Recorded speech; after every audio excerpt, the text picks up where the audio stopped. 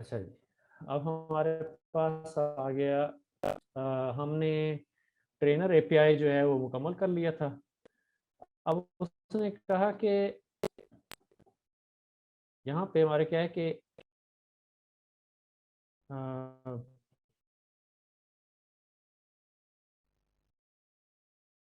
अब वो कहते हैं कि हम क्या करेंगे कि प्योर पाईटॉर्च में इम्प्लीमेंट करेंगे। यानी यही जो ट्रेनर एपीआई है जो हमें हगिंग फेस ने बना के दिया हुआ है, इसको हम प्योर पाईटॉर्च में कन्वर्ट करेंगे, खुद से बनाएंगे, खुद से डिज़ाइन करेंगे। ठीक है, तो basically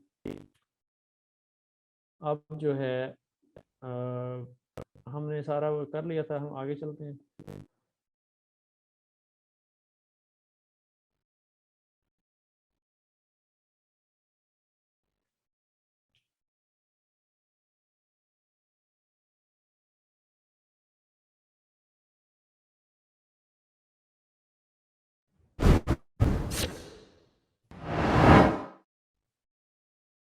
Write your own training loop in PyTorch. In this video, we'll look at how we can do the same fine-tuning as in the trainer video, but without relying on that class. This way, you'll be able to easily customize each step of the training loop to your needs. This is also very useful to manually debug something that went wrong with the trainer API.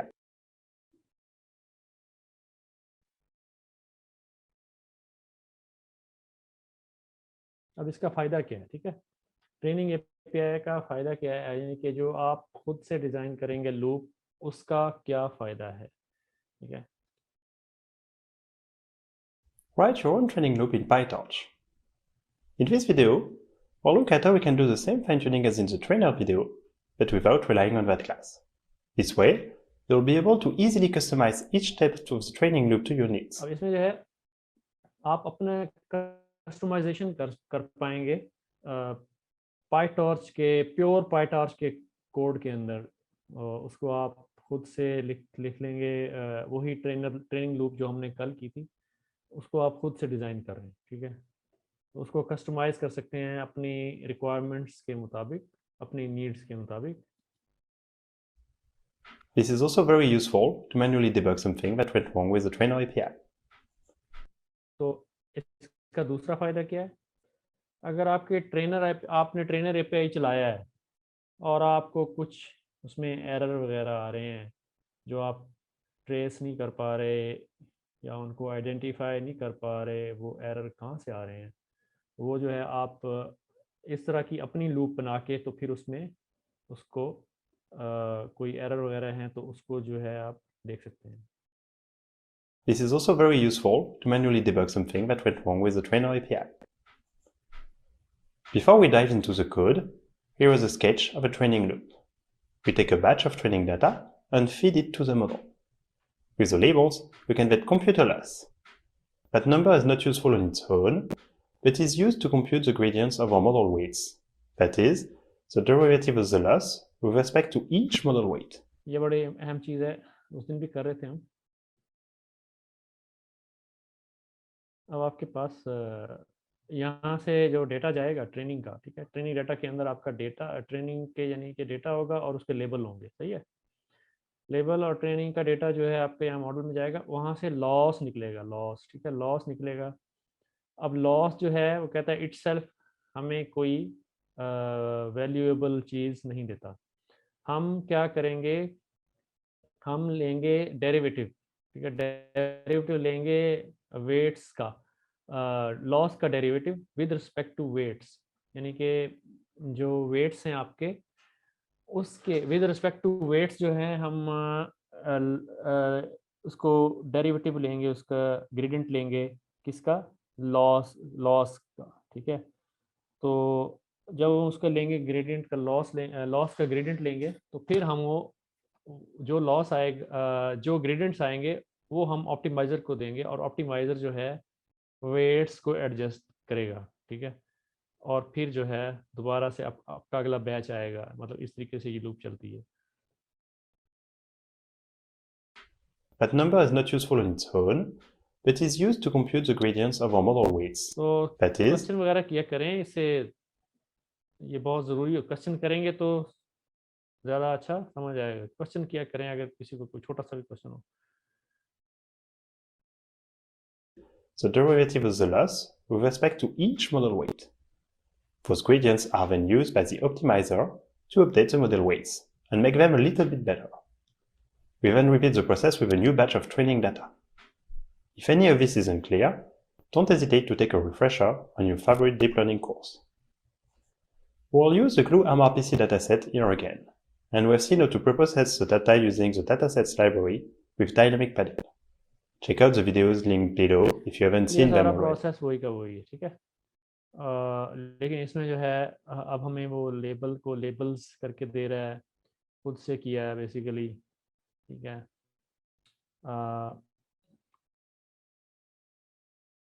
By the way हमने पहले वाले उसमें हमने label को labels तो नहीं किया था कल इस तरीके से। देखने ज़रा, माज़रत मैं पीछे चला जाता हूँ कि उसमें हमने क्यों नहीं किया था, या वो खुद ब खुद कर लिया उसने। तो ये ट्रेनर एपीआई था, इसमें ये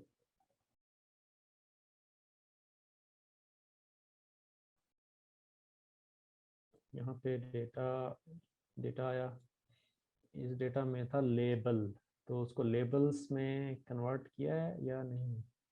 ट्रेनर ट्रेनेशन मैट्रिक इवेल्युएशन, नहीं इसने यहाँ तो कहीं भी नहीं किया। तो क्या हमारा पास वो चेंज हो गया था, आई डोंट नो। इसको आपने वैलिडेट करना है कि यहाँ पे क्या लेबल को लेबल्स में कन्वर्ट किया या नहीं, क्योंकि हम आगे तो कर रहे हैं ना बाय हैंड। यहाँ पे टोकनाइजर का फंक्शन बनाया उसने इस तरीके से, तो आगे देखें तो उसने खुद से बाय हैंड किया है ये।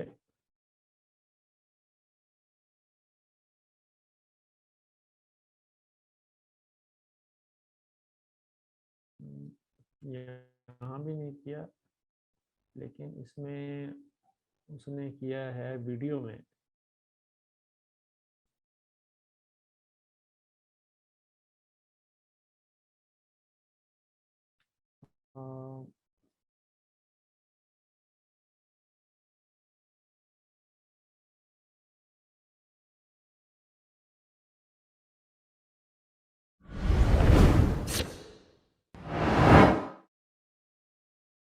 Right, sure. Computer loss. That number is not useful on its own, but is used to compute the gradients of our model weights. That is, the derivative of the loss with respect to each model weight. Those gradients are then used by the optimizer to update the model weights and make them a little bit better. We then repeat the process with a new batch of training data. If any of this isn't clear, don't hesitate to take a refresher on your favorite deep learning course.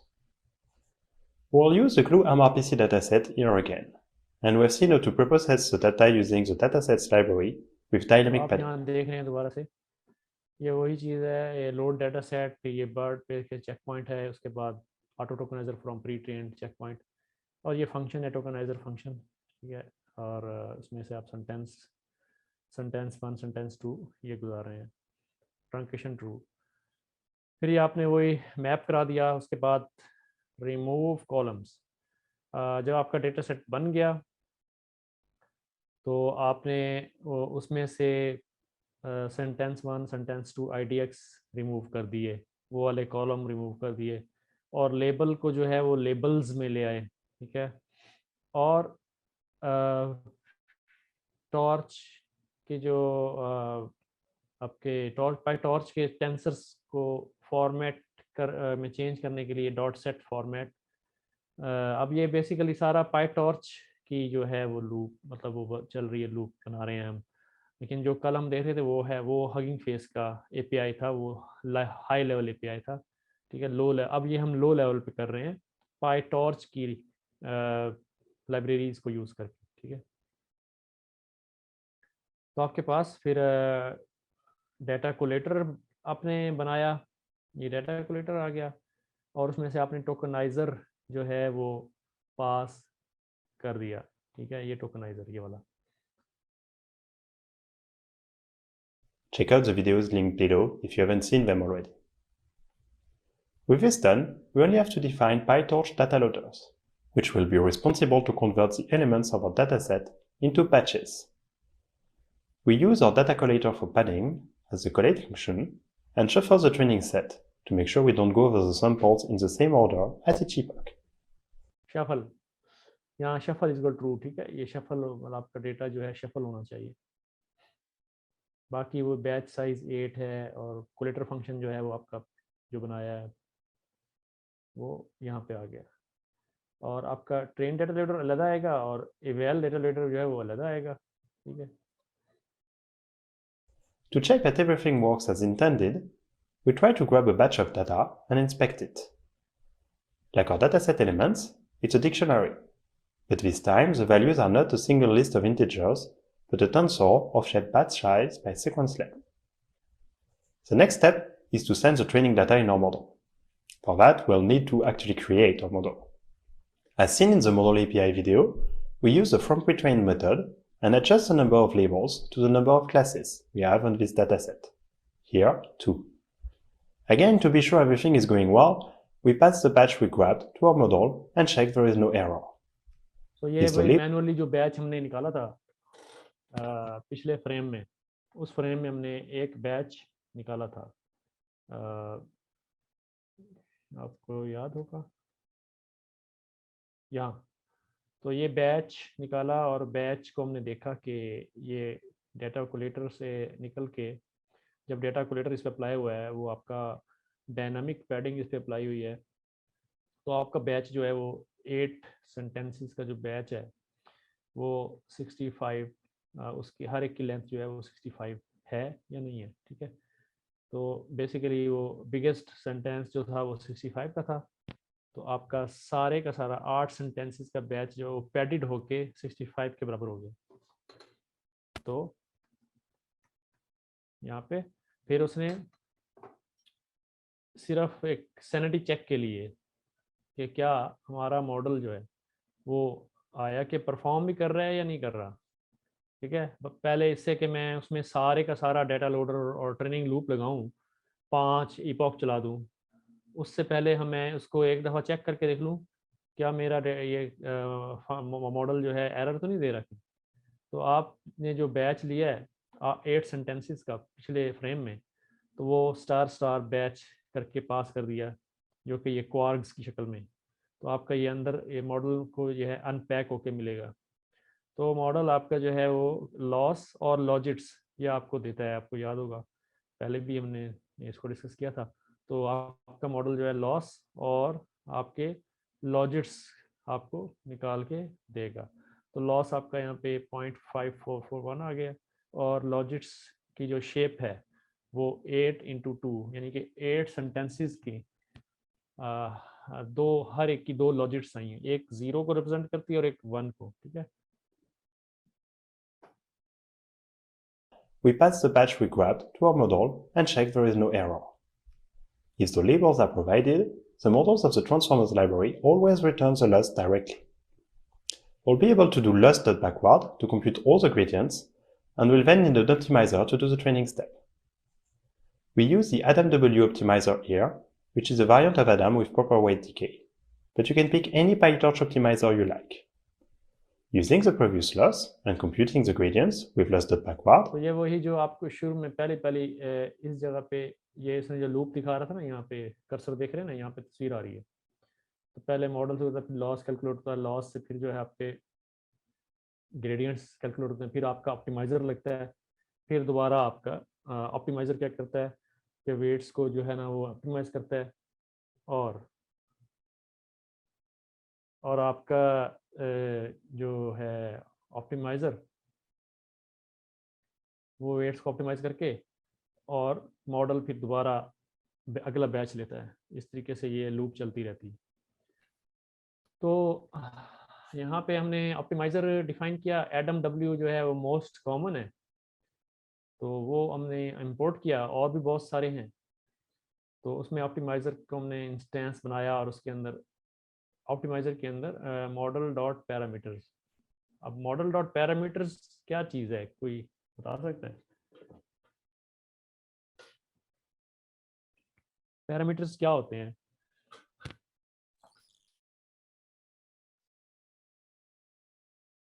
ये parameter जो लिखा हुआ है ये क्या चीज़ होती है?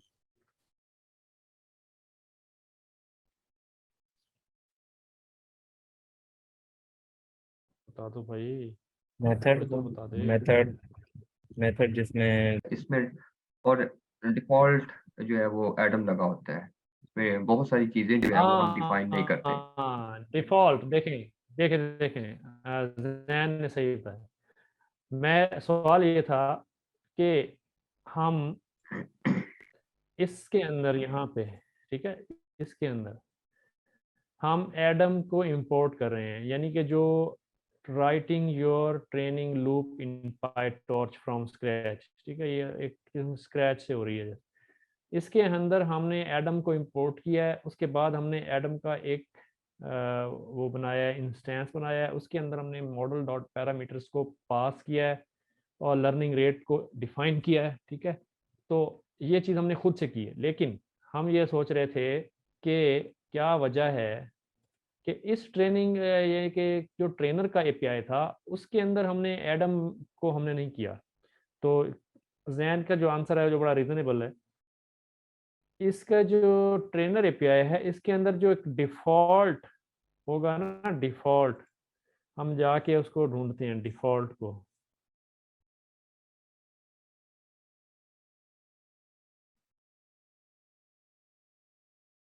तो डिफ़ॉल्ट फर्ज किया आपको चेंज करना पड़ जाता है, सिर्फ आपने डिफ़ॉल्ट तो नहीं ना यूज़ करना।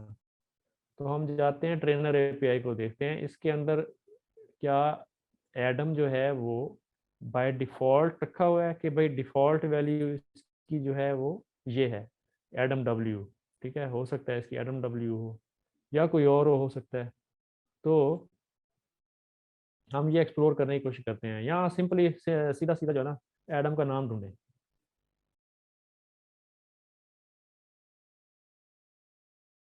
तो एडम तो काफ़ी जगह पे पाया जा रहा है, ट्रेनर लूप में एडम डब्ल्यू ढूंढते हैं।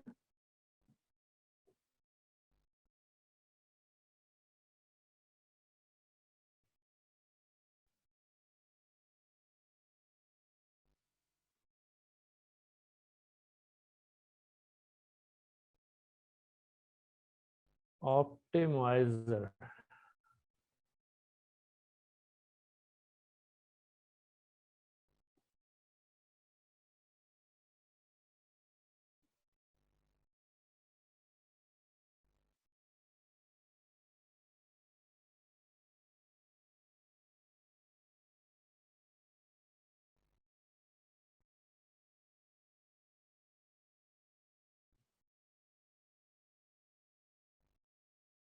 ओ ये देखें, तो आपके पास ट्रेनर एपीआई में एक ऑप्शन है जिसको ऑप्टिमाइजर्स कहते हैं और उसकी डिफ़ॉल्ट वैल्यू उन्होंने एडम डब्ल्यू रखी हुई है, ठीक है। अब ये चीज़ क्लियर होगी, सही है। तो आपका ट्रेनर एपीआई जो है इसके अंदर एक, ये देखें, ये ऑप्टिमाइजर का पैरामीटर है। ऑप्टिमाइजर का पैरामीटर जो है वो बाय डिफ़ॉल्ट आपका, ये क्यों नहीं मूव कर रहा, सर बाय डिफॉल्ट एडम ही होगा या हम और कोई भी लगा सकते हैं? आपने अगर और कोई लगाना है फिर आपको नाम लिख के उसको उसका नाम देना पड़ेगा। जैसे एस जी डी लिख देंगे, ठीक है, एस जी डी लिख देंगे या दूसरे किस्म के जो भी हैं, ठीक है। अलबत्ता इसका जो डिफ़ॉल्ट, अगर आप इसको नहीं लिखते ऑप्टिमाइज़र का नाम उसमें, यहाँ ट्रेनिंग एपीआई में यहाँ आके आप उसको नहीं लिखते इधर इस जगह पे, यानी कि कॉमा डाल के नीचे अगर आप ऑप्टिमाइजर लिख दें, optimiser is equal to S G D, stochastic gradient, तो वो आपका फिर एडम नहीं रहेगा, फिर वो हो जाएगा। तो वो आपने जो चेंज करना है फिर वो यहाँ आप खुद बाय हैंड चेंज करेंगे, सही है। अच्छा, इसके साथ साथ दूसरी चीज़ इसमें जो है एक चीज़ और देखते हैं।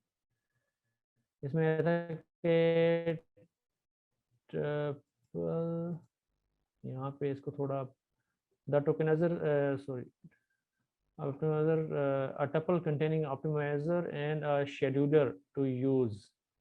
अब इसमें आपने जो है ना लर्निंग रेट शेड्यूलर भी डालना है एक टपल की सूरत में। तो एक तो ऑप्टिमाइजर आएगा, ठीक है, ऑप्टिमाइजर आएगा टपल में, और एक लर्निंग शेड्यूलर आएगा, ठीक है। ये दोनों चीज़ें इकट्ठी आएंगी, जैसे कि torch dot ऑप्टिम dot L R scheduler dot lambda L R, तो लेमडा लर्निंग शेड्यूलर। तो ये बाय डिफ़ॉल्ट ये लगा हुआ है। अब बाय डिफ़ॉल्ट अगर आप कुछ भी ना करें तो ये खुद ब खुद लगा हुआ है, जो कि ऑप्टिमल है। अक्सर केसेस में यही यूज़ होता है, और अगर आप ना लगाएं तो ये खुद ब खुद करेगा। तो अगर आपने चेंज करना है तो फिर आप इसमें देखेंगे कि कौन कौन से ऑप्टिमाइजर्स अवेलेबल हैं और कौन कौन से लर्निंग रेट शेड्यूलर मौजूद हैं जो कि लर्निंग रेट को कंट्रोल करते हैं, ठीक है। तो ये चीज़ जो है, या फिर आप ये भी कर सकते हैं कि अपना खुद का लर्निंग रेट शेड्यूलर जो है डिफाइन करें एक फंक्शन, और उस फंक्शन को आप यहाँ लिख दें इधर, तो भी हो सकता है। तो आपके पास जो डिफ़ॉल्ट वैल्यू है उसकी RMW, और दूसरी जो उसकी लर्निंग रेट शेड्यूलर की जो डिफ़ॉल्ट वैल्यू है वो get linear schedule with warm up. ये जो है आपका बाय डिफ़ॉल्ट उसमें है पड़ा, ठीक है। तो ये चीज़ हमने एक्सप्लोर कर ली। अच्छा, अब आगे चलते हैं। किसी को कोई क्वेश्चन तो नहीं है यहाँ?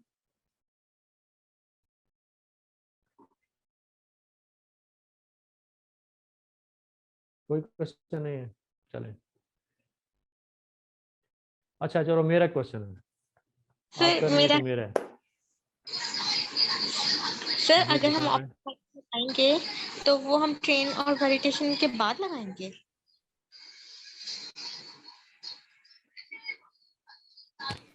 वो ज़रूरी नहीं है, वो कहीं भी लगा दें आप, यानी कि इसकी बात करें यहाँ पे। जी सर। आई डोंट थिंक तो का आपके इस पे लिमिटेशन है, आप इसको यहाँ लगा दें, करके देखें, लेकिन प्रॉब्लम नहीं आएगा। ये आपके कीवर्ड अपना सारे के सारे कीवर्ड आर्गुमेंट्स हैं, कीवर्ड आर्गुमेंट्स हैं। तो कीवर्ड आर्गुमेंट्स में जो हैं वो प्रॉब्लम नहीं आना चाहिए, ठीक है। तो ये चीज़ है। और अच्छा, मेरा क्वेश्चन ये है, लर्निंग रेट शेड्यूलर क्या होता है? लर्निंग रेट शेड्यूलर क्या होता है? हमने पढ़ा था पहले ना। जी सर, ये हमारे मॉडल की लर्निंग को मतलब मैनेज करता है, मतलब उसकी लर्निंग को बढ़ाता रहता है। लर्निंग को बढ़ाता रहता है या लर्निंग रेट को बढ़ाता रहता है? लर्निंग रेट को सर। लर्निंग रेट बता रहा हूँ ना आपको, learning rate scheduler that learning rate को बढ़ाता नहीं रहता, कम करता है, ठीक है। जैसे आपको याद है ना, एक जब हम ये करते हैं ऑप्टिमाइजेशन करते हैं, इसकी वेट्स को ऑप्टिमाइज करते हैं, तो पहले ये ना ऐसे ऐसे इसका लर्निंग रेट ज़्यादा होता है, मिसाल के तौर पे 0.1, ठीक है। तो जैसे जैसे ये आपका जो है ये ऐसे आता है, ऐसे आता है, ये आता है, ठीक है। तो ये ये ना कम होता चला जाता है, फिर छोटा होता चला जाता है, स्टेप छोटे करता चला जाता है, ठीक है।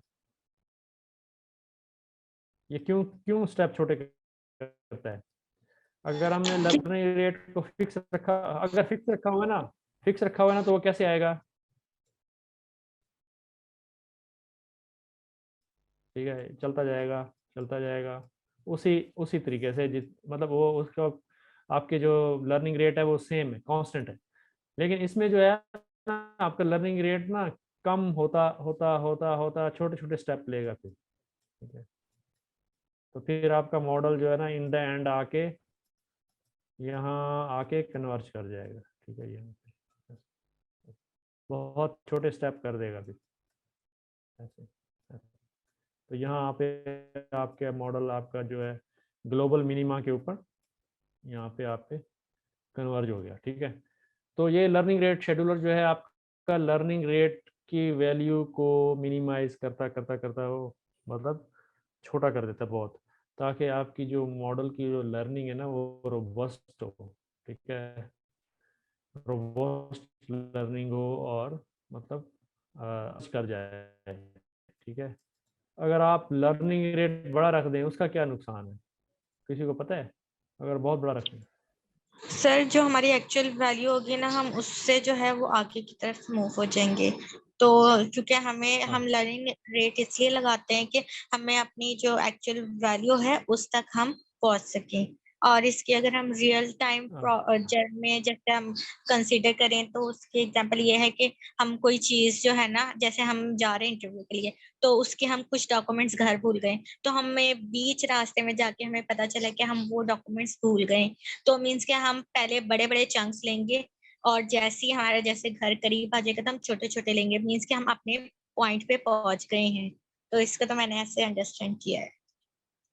अच्छा मैं बताता हूँ, वो आपकी बात झटका एग्जाम्पल ठीक है, अच्छा है समझने के लिए। तो मैं आपको बताता हूँ, अगर लर्निंग रेट मिसाल के तौर पे 1 रख दें या 5 रख दें, क्या होगा? अभी एक बड़ा सारा स्टेप लेगा ये यहाँ तक, ठीक है, यहाँ पे आ गया, ठीक है। अब अगला जो स्टेप लेगा वो क्या करे, वो 5 का लर्निंग रेट है, तो वो क्या होगा कि वो यहाँ चला जाएगा, ठीक है। अब वो क्रॉस कर गया इधर से, ये यानी समझें कि आपका ग्रेडियंट जो है ना वो आउट ऑफ कंट्रोल हो गया, ठीक है, या एक्सप्लोड हो गया। क्या है कि वो आपके ये ग्लोबल मिनिमा के ऊपर रुका ही नहीं, फिर आगे उसने जाके फिर आगे जाके यहाँ पे बैठा, फिर आगे जाके फिर वो यहाँ पे बैठा, फिर आगे जाके यहाँ पे बैठा। तो आपका जो लर्निंग जो आपका ग्रेडियंट है ना वो जंप करता जाएगा, इधर पॉजिटिव ग्रेडियंट से नेगेटिव ग्रेडियंट, फिर पॉजिटिव से फिर नेगेटिव से पॉजिटिव ग्रेडियंट। तो आपका वो कन्वर्ज ही नहीं हो पाएगा, ठीक है। बड़ा अगर ग्रेडियंट अपना लर्निंग रेट बड़ा हो ना तो उसमें फिर ये होगा। अच्छा, तो ये चीज़ कहाँ पे घूम रहे थे हम, कहाँ पे घूम रहे थे? ठीक है, हमने पढ़ लिया एडम। उसमें हम जो आपका वो है ऑप्टिमाइज़र है, ऑप्टिमाइज़र के अंदर 2 चीज़ें पास होती हैं। एक ऑप्टिमाइज़र की जो है type of optimiser Adam W है, स्टोकेस्टिक ग्रेडिएंट है, या फिर एक जो है लर्निंग रेट शेड्यूलर, वो आपका टपल में पास करते हैं, ठीक है। अब जो है हम दोबारा से अपने डिफ़ॉल्ट लूप ट्रेनिंग की तरफ जाते हैं। अब आपने यहाँ पे ये देखें, ये उधर भी आप डालते हैं, इधर भी देखें, ये टपल की सूरत में ये डाल रहे हैं। ये आपका जो है एडम डब्ल्यू का इंस्टेंस है, उसके अंदर आपने मॉडल पैरामीटर डाले हैं और लर्निंग रेट, ठीक है, ये बनाया है। अब आपके पास loss is equal to outputs dot loss, loss dot backward. आपका लॉस ये आपका जो है, जब आप इसको मॉडल के ऊपर अप्लाई करेंगे तो मॉडल आपको लॉस देता है, आउटपुट्स में से आप लॉस की वैल्यू निकालते हैं। उस लॉस का जो है आप ग्रेडियंट लेते हैं, ये ग्रेडियंट आता है लॉस डॉट बैकवर्ड, ये आपका डेरिवेटिव लेता है, derivative of loss with respect to weights, यानी वेट्स की विद रिस्पेक्ट टू वेट्स उसका लॉस की डेरिवेटिव लेता है। उसके बाद देखते हैं कि मतलब लॉस पे क्या असर पड़ा है, उसके ग्रेडियंट क्या हैं, तो उस ग्रेडियंट के हिसाब से उसको एडजस्ट करता है उसके वेट्स को। तो आपके वेट्स को फिर वो ऑप्टिमाइज़र डॉट स्टेप इसके अंदर एडजस्ट करता है, वेट्स को कम या ज़्यादा करता है। और उसके बाद दोबारा हमने ग्रेडियंट्स को ज़ीरो करना है। Do not forget to zero your gradients once your optimiser step is done. तो जब आपका ऑप्टिमाइज़र स्टेप आपने लगा लिया ये वाला, इसके बाद आपने ये ग्रेडियंट्स को ज़ीरो करना है, ठीक है, क्योंकि वो कहता है कि अगर आप इसको ज़ीरो नहीं करेंगे तो नेक्स्ट लूप में नेक्स्ट लूप में ये वाले जो ग्रेडियंट्स जो आए थे आपके उससे पिछली लूप में, वो अगले लूप में ऐड हो जाएंगे, तो आपके मॉडल जो है वो एरर, उसके रिजल्ट जो हैं वो एरनियस होंगे। ठीक है,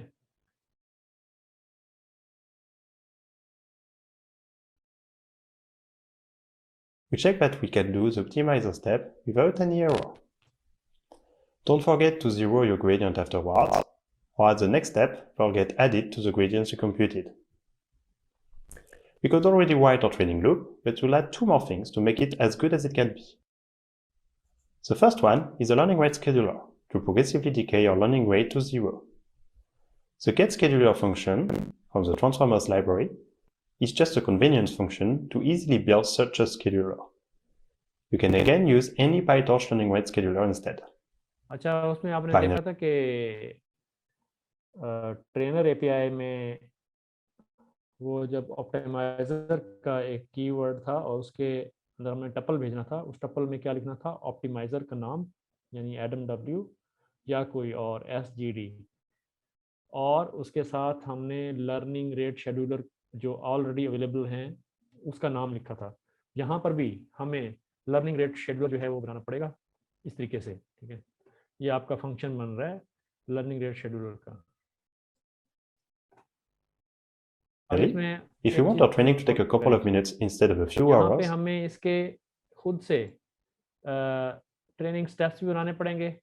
भाई हमारा मॉडल कितने स्टेप लेगा, तो आपको जो है डेटा की जो आपके पास जो लेंथ है और multiplied by number of epochs, अगर आपके डेटा के अंदर 50,000 सेंटेंस हैं 50,000, तो आपका जो 3 इपॉक्स में वो कितनी दफ़ा जाएंगे, 3 दफ़ा जाएंगे ना, 50,000 फिर 50,000 फिर 50,000, तो दैट मीन्स आपकी टोटल ट्रेनिंग की जो स्टेप्स हो गए वो 150,000 हो गए। ठीक है, तो इसलिए आपने ट्रेनिंग स्टेप्स बनाए इस तरीके से, और ये जो गेट शेड्यूलर है इसका इंस्टेंस बना के उसमें आपने टाइप बनाई आपकी जो है लीनियर, और ऑप्टिमाइज़र जो है वो आपका जो आपने पीछे डिफाइन किया था अभी ऑप्टिमाइज़र, वार्म अप स्टेप्स 0, और इस तरीके से number of training steps is equal to number of training steps, ये आपका आ गया लर्निंग रेट शेड्यूलर। तो आपने वो लीनियर रखा है। ठीक है, तो हम पहले भी हम डिस्कस किया था, कोई लीनियर भी हो सकता है, कोई नॉन लीनियर भी हो सकता है, इस तरीके से ऐसे, और मुख्तलिफ किस्म के हो सकते हैं learning rate scheduler.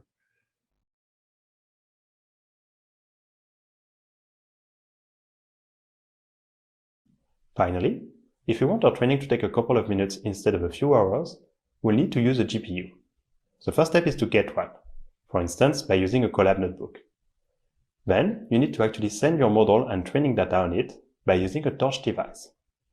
Double check the following lines point a CUDA device for you, or be prepared for your training to last more than an hour. We can now put everything together.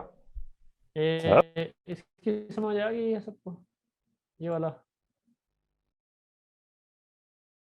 इसकी इसकी समझ आ गई सबको, कोई मसला तो नहीं है इसमें, ये क्या है। तो आपका बस अगर किसी को ना आए तो बेशक यानी हाथ खड़ा कर, जैसे वो रेज हैंड कर दिया करें, या तो मैं फिर दोबारा से एक्सप्लेन करता हूँ।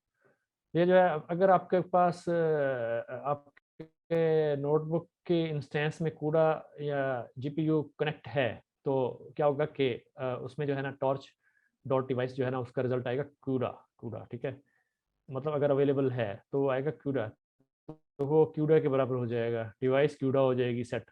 अगर नहीं है तो डिवाइस सीपीयू हो जाएगी सेट। ठीक है, ये चीज़ है बस, इसमें और कुछ नहीं। To last more than an hour.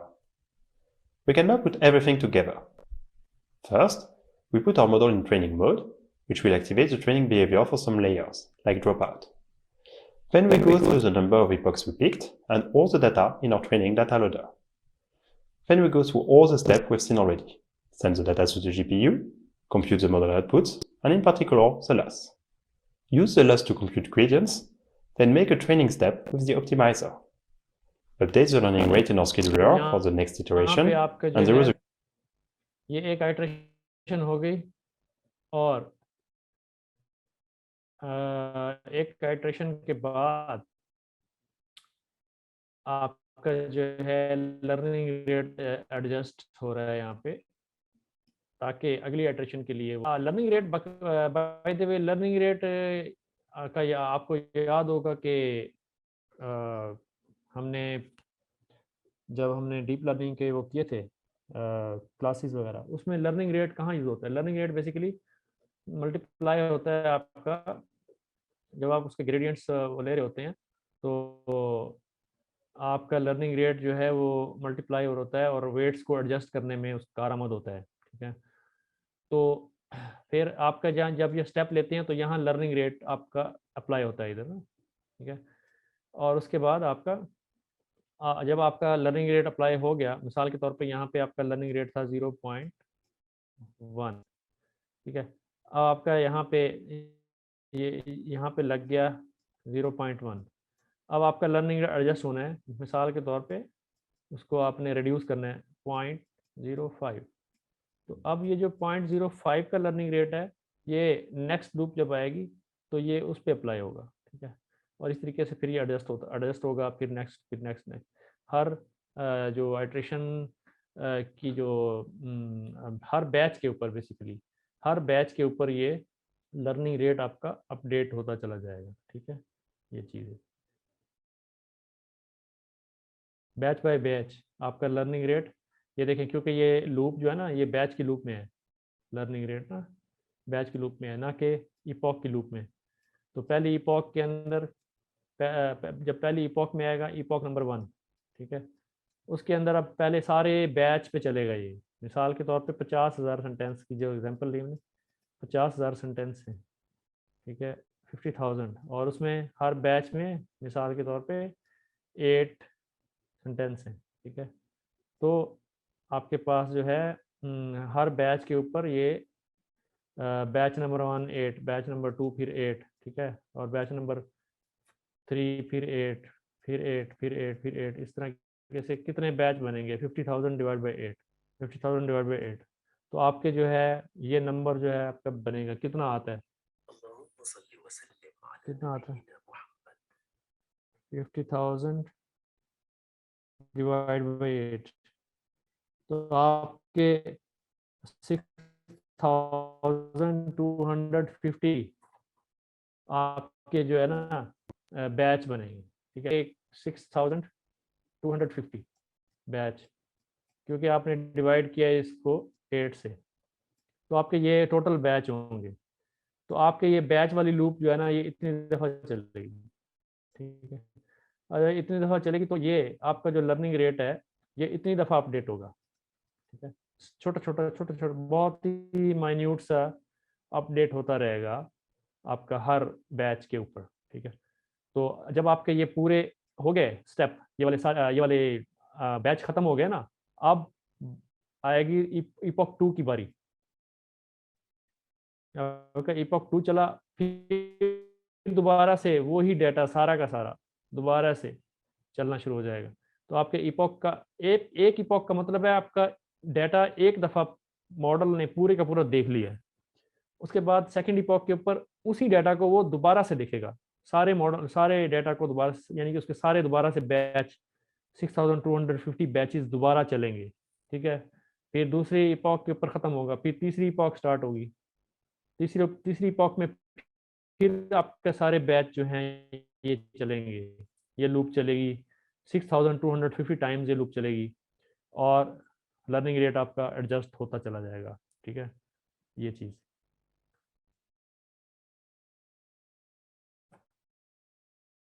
the gradients of the optimizer. Once this is finished, we can evaluate our model very easily with a metric from the datasets library. First, we put our model in evaluation mode to deactivate layers like dropout, then go through all the data in the evaluation data loader. As we've seen in the trainer video, the model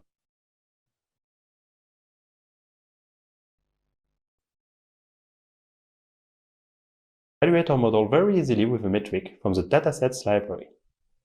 First, we put our model in evaluation mode to deactivate layers like dropout. Model in evaluation mode to deactivate the layers with dropout. ठीक है, यहाँ पे उन्होंने लिखा नहीं लिखा। लेकिन जब हम मॉडल डॉट इवेल्यूएट सेलेक्ट करते हैं, दैट मीन्स के अब हमने ड्रॉप आउट लेयर्स को इग्नोर करना है। मॉडल की जो ड्रॉप आउट लेयर्स हैं उसको इग्नोर करना है। यहाँ पे इसके कैप्शन में नहीं आया लिखा हुआ। तो ड्रॉप आउट जो है that means drop out layers जो होती हैं ना आपके मॉडल की, वो हम यहाँ पे निगलेक्ट करेंगे, वो हम यूज़ नहीं करेंगे। ड्रॉप आउट जो है वो ट्रेनिंग के दौरान हम यूज़ कर रहे थे। तो ये हम खुद से जो है मॉडल डॉट इवैल करते हैं, तो आपकी ड्रॉप आउट लेयर जो हैं वो सप्रेस हो जाएंगी, वो नहीं यूज़ होंगी इवैल्यूएशन में। Then go through all the data in the evaluation data loader. As we've seen in the trainer video, the model outputs logits, and we need to apply the argmax function to convert them into predictions. The metric object then has an addBatch method we can use to send it for the intermediate predictions. Once the evaluation loop is finished, we just have to call the compute. अब ये देखें लॉगिट्स, पहले आपका ये आया for batch in evaluation data loader, और आपके पास batch जो है वो बैच निकाला आपने, उसके जो टेंसर्स हैं उनको भेजा। अब हम मैनुअली कर रहे हैं ना, मैनुअली जो है फिर हर चीज़ मैनुअल है। आपके जो वैल्यूज़ हैं यानी कि जो टेंसर्स हैं उनको device to device, that means मतलब CPU या GPU जो भी हमने पीछे सेलेक्ट किया था GPU है, तो आप टेंसर्स को पुश करेंगे GPU के ऊपर। ठीक है, तो ये आपके पास GPU के ऊपर यहाँ टेंसर पुश हो गए। उसके बाद with torch dot no grad outputs is equal to model और बैच आपने गुजार दिया, जो बैच आपका आया है ना। ठीक है, यानी कि ये वही आपकी मिसाल के तौर पे इवैल्यूएशन डाटा लोडर है, उसके अंदर मिसाल है 1000 सैंपल्स हैं। ठीक है, और आपका जो है 1000 सैंपल है, और इसके हर 8 सैंपल्स का एक बैच है, तो आपके कितने बैच बनेंगे 1000 डिवाइड बाई 8। ठीक है, तो आपका ये जो लूप है फिर इतनी दफ़ा चलेगा, और हर बैच को वो बैच बाय बैच वो डिवाइस के ऊपर भेज रहा है, यानी कि बार बार वो GPU के ऊपर पुश कर रहा है टेंसर्स को। ठीक है, वो उसके ऊपर पुश करके फिर आप उसका उस बैच का मॉडल में से इन्फ्रेंस लेते हैं इवैल्यूएशन के दौरान। जब आपका इन्फ्रेंस आ गया, वहाँ से आपके लॉजिट्स निकलते हैं, आउटपुट्स डॉट लॉजिट्स, और उसको आप लेते हैं argmax। ठीक है, वो लेके तो आप जो है मैट्रिक में ऐड करते चले जा रहे हैं। ठीक है, तो मैट्रिक में ये आपके मैट्रिक में ऐड होते गए सारे मतलब प्रेडिक्शंस जो हैं वो स्टैक होती गई इसके अंदर, बैच ऐड होते गए, और उसके साथ फिर आप जब ये लूप ख़त्म हो जाएगी आपकी, तो फिर आप जो आपके पास जो मैट्रिक की या जो भी डिक्शनरी है या जो भी आपका लिस्ट है, तो ये आपका इसके बाद आपके पास एक मेथड है इसका मैट्रिक डॉट कंप्यूट। तो कंप्यूट से आप जब वो करेंगे तो आपके पास एक्यूरेसी और F1 स्कोर आ जाएगा। सही है ये चीज़।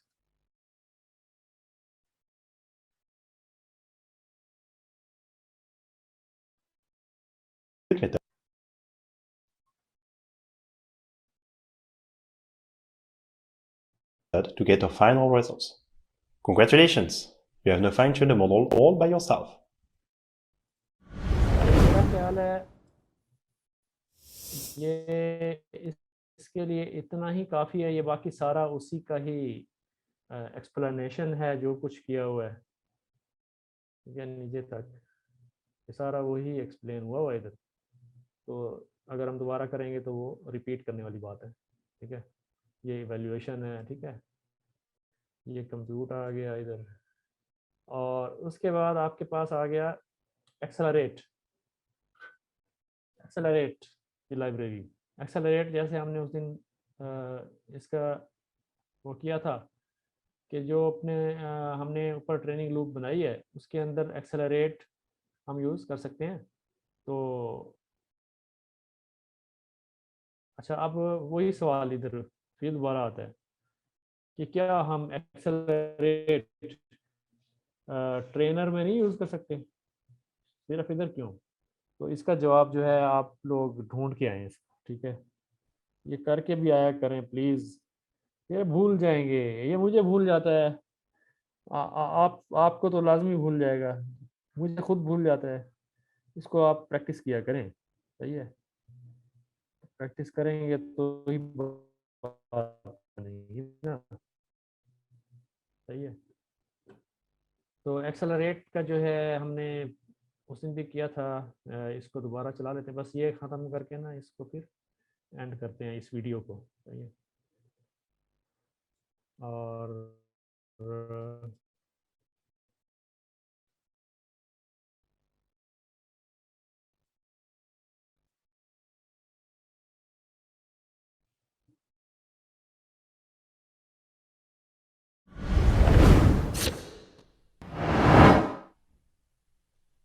Supercharge your PyTorch training loop with Hugging Face Accelerate.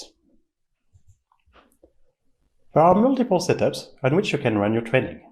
It could be on CPU, GPUs, TPUs, distributed on one machine with several devices, or even several machines, often called nodes, with multiple devices. On top of that, there are new tweaks to make your training faster or more efficient, like mixed precision and deep speed.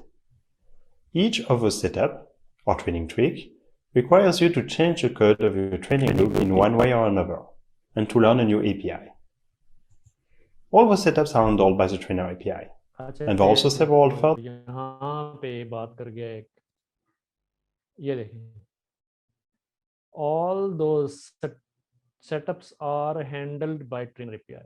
That means कि trainer API जो है ये support करता है। यहीं पे ही answer मिल गया।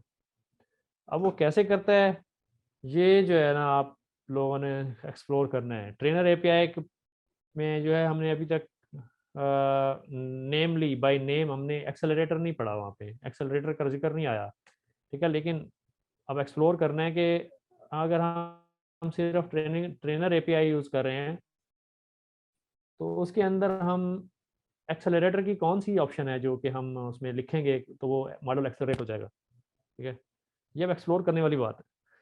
लेकिन अभी हम जो मैनुअल लूप बनाएंगे अभी, ठीक है, मैनुअल लूप में जो है आप एक्सेलरेटर जो है वो खुद डीप एक्सेलरेट को इंपोर्ट कर रहे होंगे और accelerate.config करेंगे। वो आपसे पूछेगा, कुछ क्वेश्चन पूछेगा और उसके बाद आपका जो कोड होगा वो आप एक्सेलरेट के ऊपर डाल देंगे और वो आपके सारे के सारे जीपीयूज के ऊपर या multiple systems with multiple GPUs जो भी है वो उसके ऊपर आपकी ट्रेनिंग जो है ना वो मतलब जैसे लोड बैलेंस टाइप, यानी कि सबके ऊपर चलेगी ट्रेनिंग, तो एक्सेलरेट हो जाएगी आपकी hardware. All the setups are handled by the trainer API. All those setups are handled by the trainer API and there are several, ठीक है? मतलब अच्छा ये उसने बात की, अच्छा ट्रेनर के अंदर जो है मैट्रिक हाइपर पैरामीटर मॉडल है, ट्रेनिंग डाटा सेट है, validation data set, test data set, tokenizer, data calculator. तो ये तो सारी चीज़ें हैं। अभी क्योंकि हम एज्यूम कर रहे हैं कि ट्रेनर एपीआई में भी ये चीज़ होगी, जैसे उसने ये कहा इधर कि क्या कह रहा है,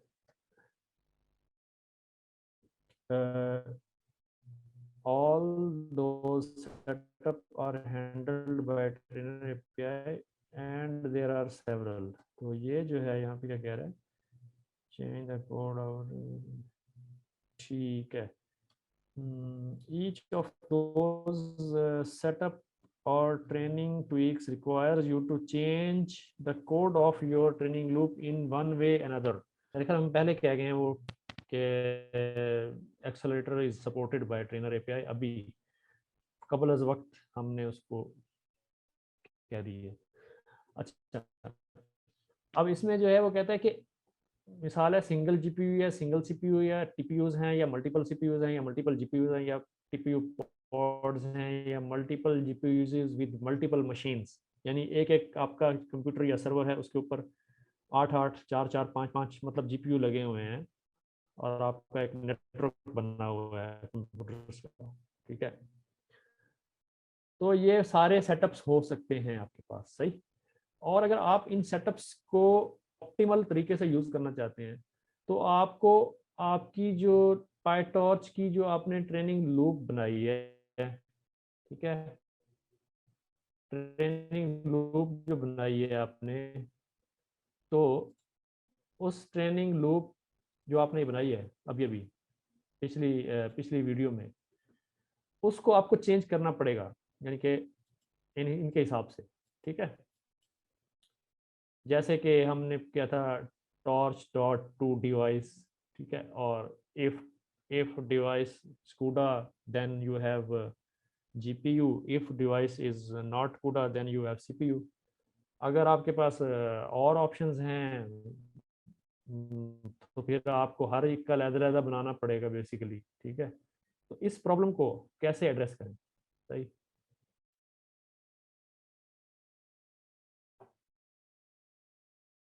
Trick requires you to change the code of your training loop in one way or another, and to learn a new API.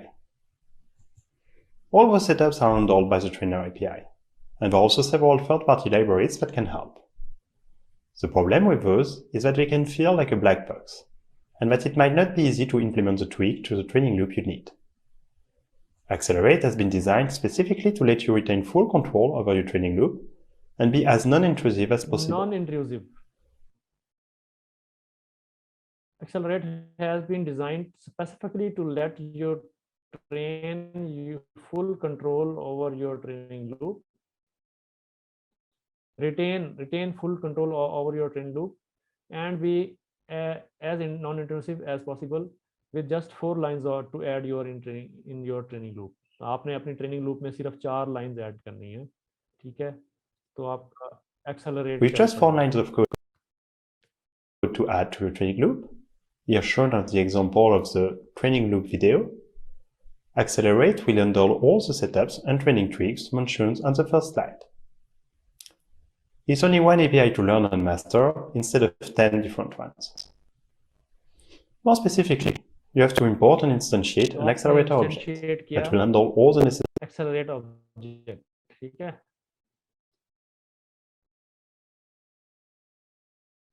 ये ऑब्जेक्ट एक्सेलरेट ऑब्जेक्ट आपने इंस्टेंशिएट किया, पहले उससे पहले आपने इंपोर्ट किया फ्रॉम एक्सेलरेट इंपोर्ट एक्सेलरेट, ठीक है। फिर आपने इसको इंस्टेंशिएट किया, ये आपने प्लस प्लस के साइन लगे हुए हैं, ये आपने जो आपका प्रीवियस कोड था उसमें ये आपने लाइनें ऐड करनी है, 3 लाइनें, एक ये लाइन है, एक ये लाइन है और एक ये लाइन है। तो ये आपकी 3 लाइन इसमें ऐड हुई, उसके अंदर से एक ये निकला, ये माइनस हो जाएगा, ये माइनस हो जाएगा और ये ऐड हो जाएगा। ट्रेनिंग एक्सेलरेटर जो है वो कंप्लीट हो जाएगा, ठीक है।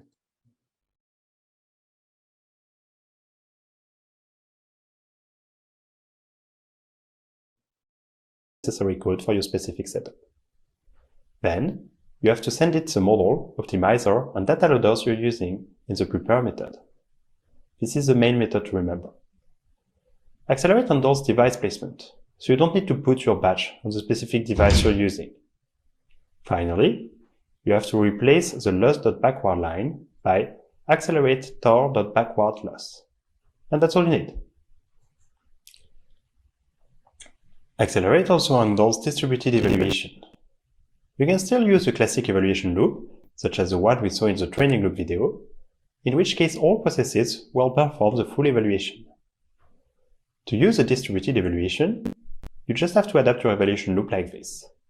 Pass along the evaluation data loader to the accelerator.prepare method, like for training. Then you can dismiss the line that places the batch on the proper device, and just before passing your predictions and labels to your metric, use accelerator.gather to gather together the predictions and labels from each process. तो आप ये देख रहे हैं कि यहाँ पे ये लाइन माइनस हो गई, ये लाइन ऐड हो गई, ये वाली, ठीक है। उसमें आपने जो डाटा लोडर है उसको आपने एक्सेलरेटर में से गुजारा, accelerator dot prepare evaluation data loader, ये आपका इवैल्यूएशन लूप चल रहा है। अब उससे पहले आपने ये जो है लोड मैट्रिक किया है, ये मैट्रिक भी लोड करना है। उसके बाद आपने ये वाली लाइन माइनस कर दी, ये लाइन माइनस कर दी, और ये प्लस कर दी एक लाइन। तो आपका ये सारी डिवाइसेस के ऊपर जो है ये चलेगा। अपना इवैल्यूएशन जो है वो जो भी आपने स्ट्रेटजी बनाई हुई है, तो अभी आगे वो आपको आगे स्ट्रेटजी बताएगा कि कैसे, कौन सी स्ट्रेटजी है वो। तो स्ट्रेटजी आगे आप ये अभी आपका जो है यूँ समझें कि आपका ये सारा कोड जो है आप बनाएंगे और सारे के सारे कोड को आप एक .py फाइल में .py में सेव कर देंगे। जो आपका शुरू से जो हम ये कोड देख रहे हैं, तो ट्रेनिंग लूप है, फिर उसके बाद इवैल्यूएशन लूप है, वो सारे का सारा आप, या आपका जो कंप्यूट है, तो सारा का सारा आप .py फाइल में सेव करके, और या आप नोटबुक में ले आएंगे उसको, और वो इस तरीके से चलेगा। आगे चलते हैं। A distributed training script has to be launched several times on different processes, for instance, one per GPU you're using. You can use the PyTorch tools to do that if you're familiar with them. But Accelerate also provides an easy API to configure your setup and launch your training script. In a terminal, run accelerate config and answer the small questionnaire to generate a configuration file with all the relevant information. Then, you can just run accelerate. आपने अपने जो आपने script बनाया है, जो पिछले 3-4 step में सारा स्क्रिप्ट बनाया है, उसको एक फाइल में सेव करेंगे। For example my training script .py, उसको आपने रख दिया एक फाइल में। उससे फिर उसके बाद आप क्या करेंगे, पहले आप ये एक्सेलरेट कॉन्फ़िग आप जो है ये कमांड रन करेंगे, एक्सेलरेट कॉन्फ़िग। तो आपको वो कुछ क्वेश्चनर पूछेगा कि in which compute environment are you running. तो कहेगा जी कि ऑप्शन देगा जी कि दिस मशीन है या सेज मेकर है। तो आपने कहा कि 0, यानी कि this machine. Which type of machine you are using, non distributed training है या मल्टी CPU है या मल्टी GPU है, ठीक है। तो आपने जो भी उसमें ऑप्शन सेलेक्ट की, नॉन डिस्ट्रीब्यूटेड है यानी कि मीन्स के सिंगल GPU है, या मल्टी CPU या मल्टी GPU अगर डिस्ट्रीब्यूटेड है, मुख्तलिफ GPU के ऊपर भेजनी है ट्रेनिंग, तो आप वो उस तरीके से 2 सेलेक्ट करेंगे। अगर CPU पे भेजनी है, CPU कोर्स के ऊपर, तो आपके 1 सेलेक्ट करेंगे। How many different machines you will use more than 1 for multi node training. तो अगर आपके पास मल्टी नोड यानी कि डिफरेंट नोड्स हैं, यानी कि डिफरेंट सर्वर्स हैं, उनके ऊपर मल्टीपल GPUs लगे हुए हैं, तो आपने हाउ मेनी डिफरेंट, अगर आपके पास 2 मशीन हैं, 3 हैं, 4 हैं, 8 हैं, 10 हैं, वो यहाँ लगा देंगे कि 10 मशीन्स हैं, ठीक है। How many processes in total will you use, how many processes in total you will use, 2। अब इसका how many processes do you wish to use FP16 the mix precision, yes, ठीक है। इसका मतलब है कि आपके फ्लोट पॉइंट 32 को फ्लोट पॉइंट 16 में कन्वर्ट करता है, कि ट्रेनिंग भी फास्टर होती है और अच्छी प्रिसीजन मिलती है। तो आपका ये मतलब जल्दी होगा, फास्ट ट्रेनिंग होगी, रिजल्ट ज़्यादा है। तो ये चीज़ आ गई। अब इसमें जो है ये एक क्वेश्चन है कि ये प्रोसेसेस कौन से हैं। आई डोंट नो ये प्रोसेस कौन से, how many processes in total you will use. ये हम देखते हैं वीडियो में, शायद इसमें कुछ नजर आया हो।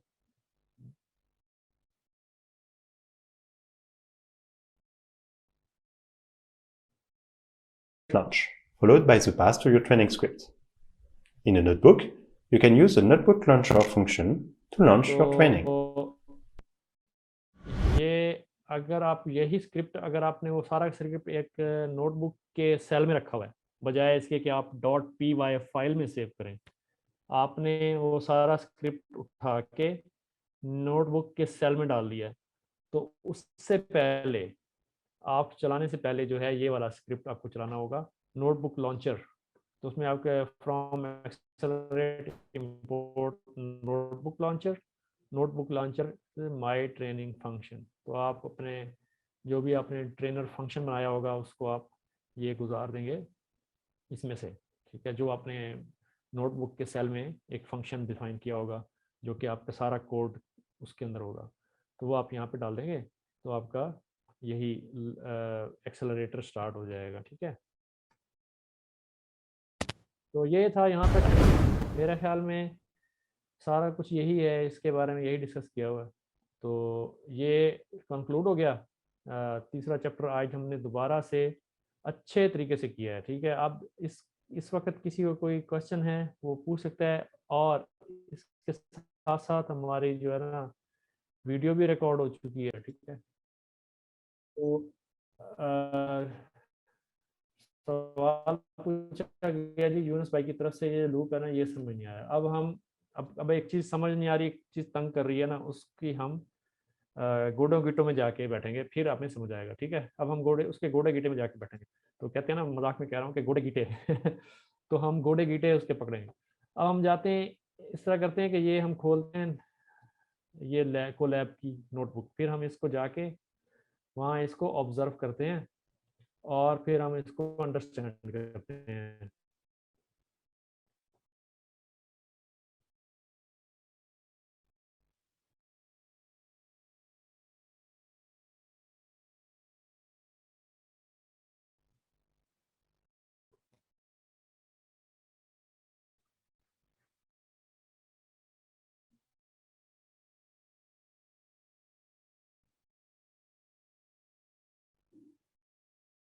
अच्छा जी, तो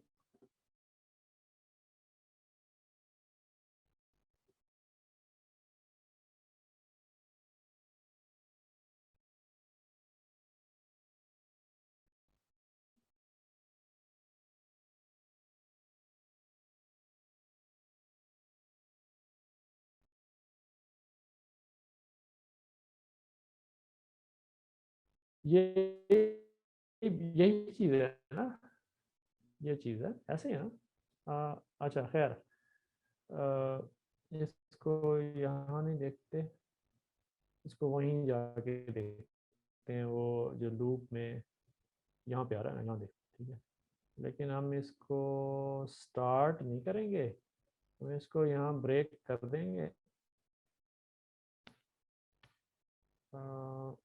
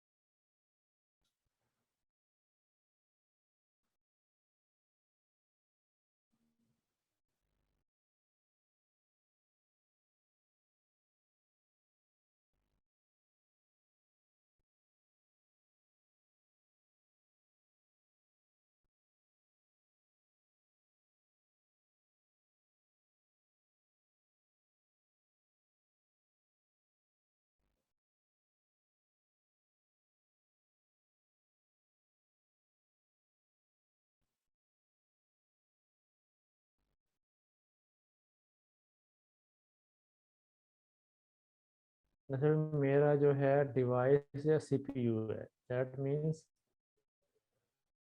मेरे पास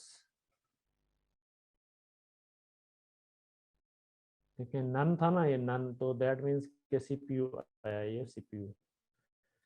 अगर जीपीयू होता यहाँ पे सिलेक्ट, यहाँ पे जीपीयू आता। ठीक है, अच्छा अब हम इसको देखते हैं कि यहाँ पे ये बैच क्या आ रहा है।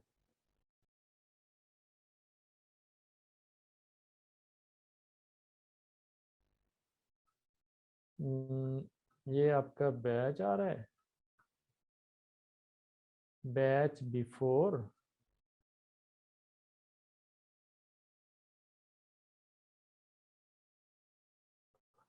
ये तो पूरी लूप चलनी शुरू हो गई है इसमें। नहीं, ठीक है, ब्रेक हो गया। तो आपके पास एक बैच आफ्टर आया, एक बैच बिफोर, और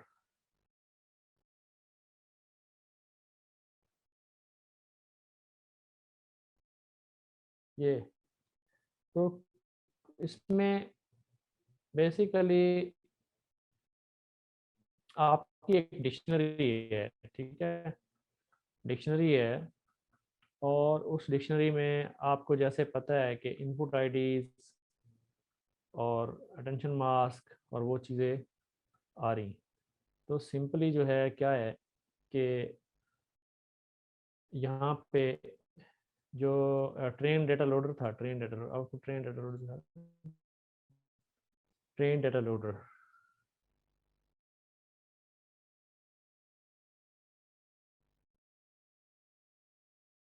ये तो होगा एक आइट्रेटर होगा, आइट्रेटर होगा,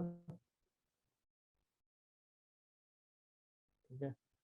ये एक आइट्रेटर है, एक आइट्रेटर या जनरेटर ऑब्जेक्ट है। तो इसमें आप क्या देख सकते हैं इसके अंदर,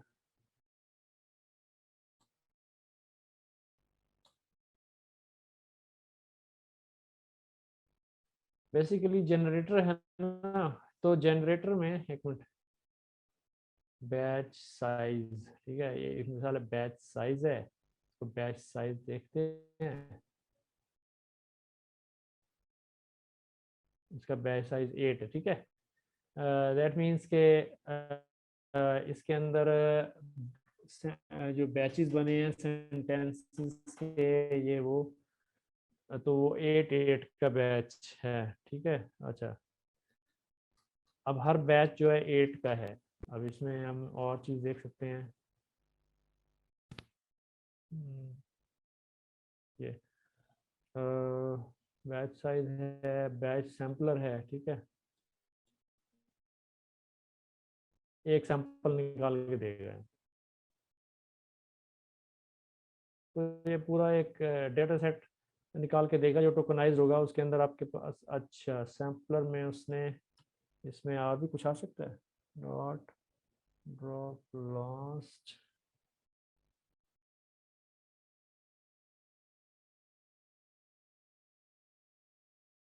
रैंडम सैम्पलर, और भी है।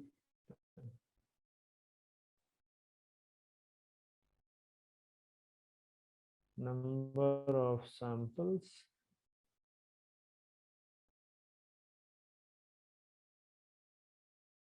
ओ ठीक, ठीक, इसको छोड़ें। खैर, ये एक है डाटा, आपका डाटा लोडर है। डाटा लोडर आपका इसमें जो है 8 के बैच जो है ना, आप आइट्रेट करेंगे ना इसके ऊपर जब, तो 8 के बैच जो है ना आपको देगा। अब वही बात है जो हम पहले देख रहे थे, इधर किसी जगह पे हमने देखी थी, जो कि 8 का बैच, ये देखें, ठीक है, ये तो ये आपको इस तरह की चीज़ मतलब देगा, ये देखें ये चीज़, तो आपको ये एक जो है आपको बैच उठा के दे रहा है। तो उसमें बैच में क्या क्या है, अटेंशन मास्क है, इनपुट आईडी है, लेबल है, टोकन टाइप आईडी, तो ये दे रहा है बेसिकली। यहाँ पे वो कर रहा है वी डॉट शेप, ठीक है, वी डॉट शेप। तो अब वी डॉट शेप की बजाय इसने क्या किया है कि वी डॉट टू डिवाइस, यानी कि जो ये सारा था ना, सारा का सारा इसको जीपीयू पे फेंका है इधर, इसमें इसने डिक्शनरी में ना, यहाँ पे दैट मीन्स इसको जीपीयू पे डाला है, फेंका है, पुश किया है। तो यही चीज़ है वहाँ, यहाँ यहाँ तो वो कर रहा है ना, इसकी शेप को, यानी इसकी शेप को प्रिंट करा रहा है इधर, ठीक है, यानी डिक्शनरी में डाल के ना, डिक्शनरी में डाल के, ये डिक्शनरी, ये बाहर डिक्शनरी जो है, ये डिक्शनरी, ये डिक्शनरी, यानी कि करली ब्रेसेस जो हैं उसके अंदर वो कह रहा है कि की और उसकी वैल्यू, की क्या है, बैच की जो की है, attention mask, input IDs, labels, token type IDs, ठीक है। यानी कि बैच डॉट आइटम्स में आपके पास जो आएंगे, बैच डॉट आइटम्स में आपके पास की और वैल्यू आएंगी, ठीक है। डिक्शनरी को जब आप वो करते हैं, की वैल्यू करते हैं ना, तो बैच डॉट आइटम में आपके पास की वैल्यू आएंगी। की क्या होगी? अटेंशन मास्क पहली की, उसकी वैल्यू क्या होगी? उसकी वैल्यू एक टेंसर होगा, ठीक है, टेंसर, जो कि यहाँ पे हम देख रहे हैं, ये लेबल्स हैं, ये लेबल की है, लेबल की का एक पूरा टेंसर है। इनपुट आईडीज हैं, ये टेंसर कितना है? 8 का है, 8 का, इसके 8 लेबल है। इनपुट आईडीज जो हैं ये भी 8 होंगी हर सेंटेंस की अपनी, तो 8 का ये पूरा ये हो गया। अब इसकी अगर आपको मैं कहूँ यार शेप बताएं, तो शेप आपको पता चल जाएगी ना। शेप इसकी जो है, आपने क्योंकि वो कर रहे हैं डाटा कोलेटर विद पैडिंग, तो इसकी शेप जो है वो बड़े सेंटेंस के बराबर रहेगी। तो इसमें जो है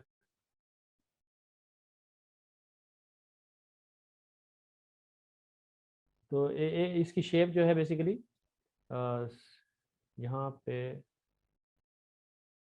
जो भी शेप है, खैर, तो हम इस वक्त, अब हमारा पर्पस ये नहीं है कि हम इसकी शेप प्रिंट कराएं टेंसर की।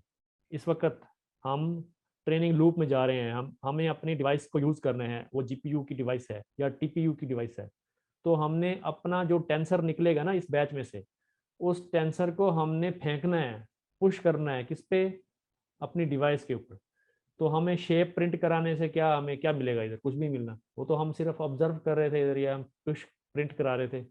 अब यहाँ पे हम इसको इस लूप के अंदर, जैसे जैसे वो बैच की लूप आती जाएगी, वैसे वैसे हर लूप के अंदर अपने टेंसर को बार बार फेंकते जाएंगे जीपीयू के ऊपर, ताकि उसके अंदर आपकी कैलकुलेशन जो है वो मल्टीप्लिकेशन वट वो आपका जो है फास्ट हो। तो ये चीज़ है, ये देखें, समझ गए?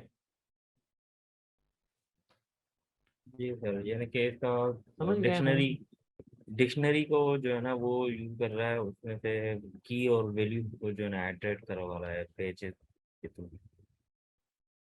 हाँ जी, डिक्शनरी ही ले रहा है और वापस भी डिक्शनरी ही बना रहा है, लेकिन वो टू डिवाइस का फंक्शन यूज करके आपके जो टेंसर हैं उनको जीपीयू पे फेंक दिया उसने, यहीं पे सर इसी बैच में, यानी सर कि मेरा उसको जीपीयू के ऊपर डायरेक्ट कर दिया है।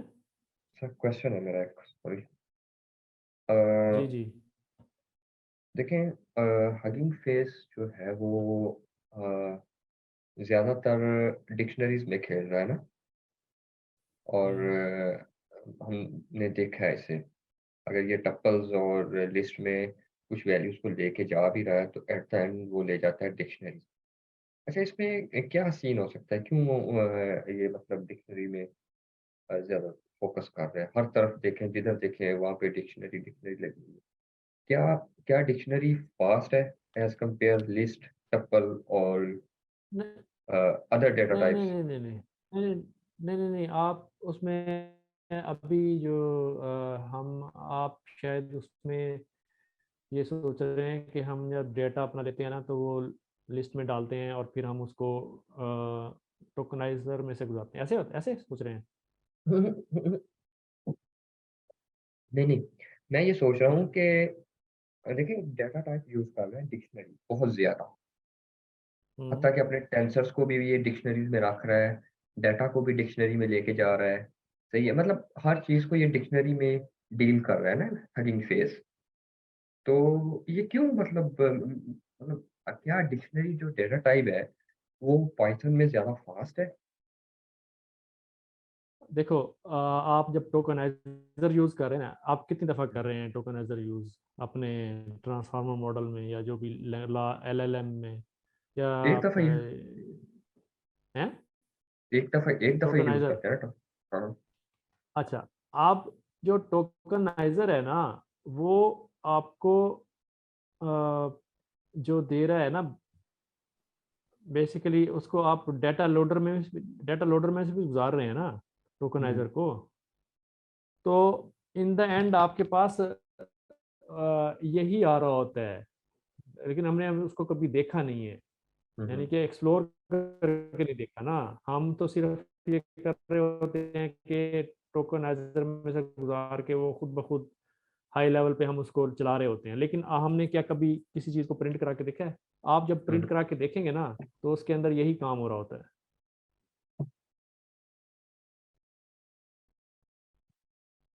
ये चीज़ है।